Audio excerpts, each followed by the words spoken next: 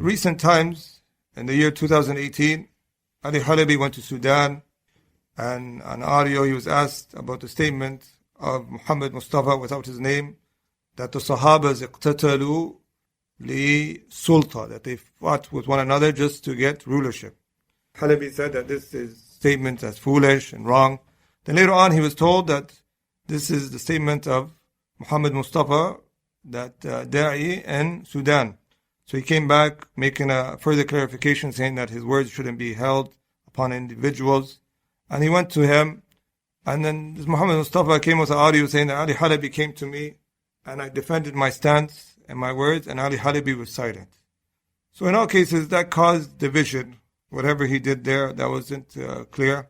As well, another thing that Ali Halabi brought that caused commotion is the whole issue about the message of Amman. Yes, some people went to extremism concerning this era of Ali Halabi, and they accused him of things that he was free from. But we'll see how he dealt with this whole issue of the message of Amman.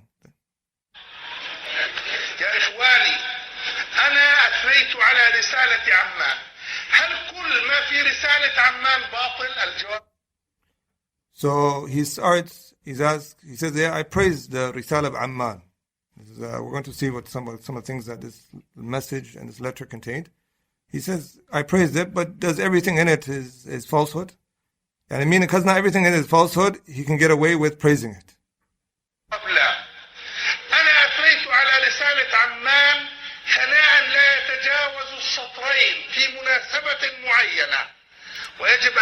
And he says, I praised it with like 2 lines in a specific scenario. And we know that whether you praise it with 2 lines or 1 word, it's still a praise. And this is it.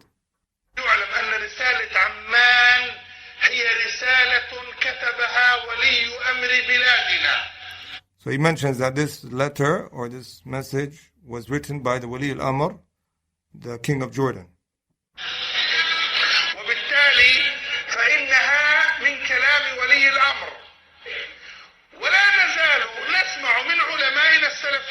ومشايخنا الأثريين أنهم يقولون ويقررون ويؤكدون لا يجوز الإنكار على ولي الأمر بالعلن.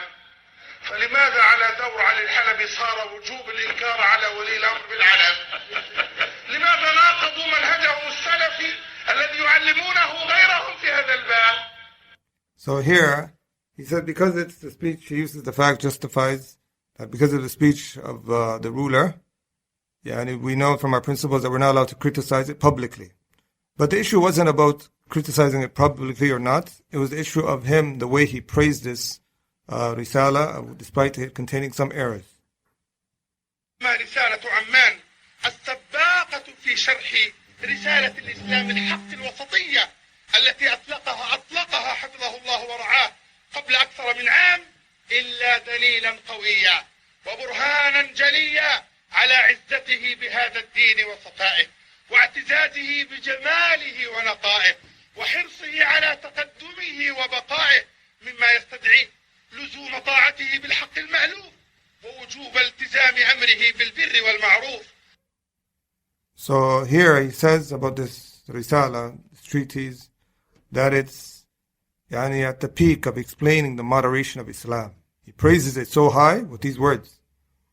And if you read some of the things of the points about the Amman message, they say they specifically recognize the validity of all 8 madhabs of legal schools of Sunni, Shia, Ibadi, even Ash'ariyism, Sufism. All of this to deem as who's a Muslim. And as well, it goes on with certain wordings, distorting the meanings of crucial issues about the matter of honor, who deserve honor. As well, it has issues regarding the matter of jihad, a lot of mistakes. With that, he said, is the book that's at the peak of explaining the moderation of Islam. This is something to pay attention to. As well, in recent times, Ali Halabi on his Twitter, he continues to praise certain individuals who are known for errors. Like he praised in recent times, and September 6, 2019 on his Twitter, he goes, Tana, al-Allamatul Yemen, al-Shaykh al-Imrani, the praise of Allamatul Yemen, Shaykh Al-Imrani, Muhammad Ismail Al-Imrani, the one that Shaykh Mubal said, Allahumma musta'an ya ikhwan, Shaykh Muhammad Ismail Al-Imrani, afsaduhu al-ikhwan al-muslimun. This person has been corrupted by the Ikhwan Muslimun. And we know the Alamat of Yemen is Shaykh Mubal. The great scholar of Yemen is Shaykh Mubal. I was in Yemen for 10 years. Everyone knew that the real great scholar there wasn't this person. I've been to his masjid. You can see a number of the issues regarding issues in Aqidah and methodology. So one thing to pay attention to Ali Halabi, because of his controversy and his words and his persistence, he has caused differing in a lot of lands and division. For this reason, Shaykh Salih Suhaimi said, I've been addressing his matter, advising him for 30 years, and we're going to see what his conclusion that we mentioned about him. أبا الحسن مثلا مبتدع، وأعتقد أنه مبتدع متلون كذاب. هذا الذي نعرفه عنه. أنت لست سلفيا، لا، هذا مو صحيح. أنا أعرف أنه وصل لدرجة الابتداع. علي حسن وأبو الحسن. أي ما ظهر له. أنا أسأله. So he mentions that I know that Ali Hassan reached to a level of ibtida', innovation.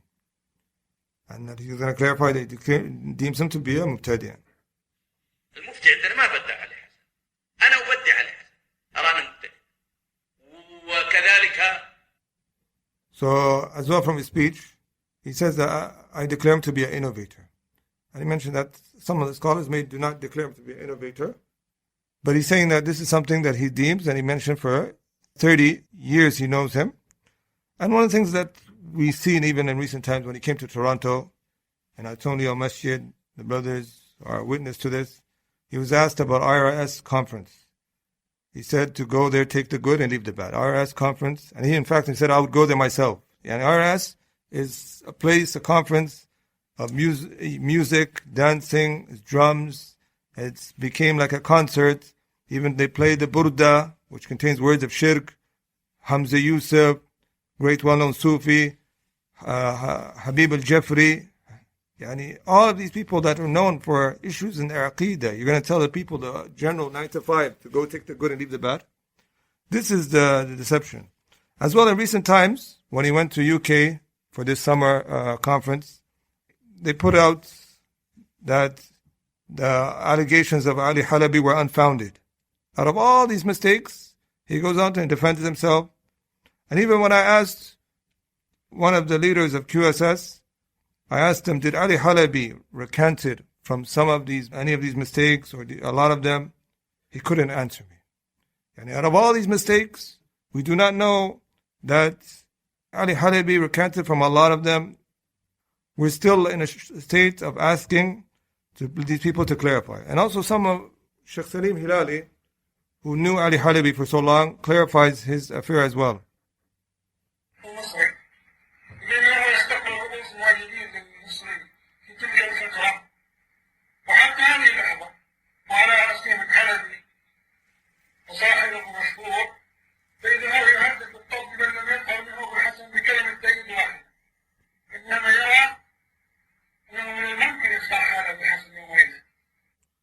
So Shaykh Salim mentions about Halabi and as well others that they continue to work, because they say that under the claim that they see that Abu Hasan Al-Maribi, to work with Abu Hasan Al-Maribi, because they claim that it is possible to rectify him.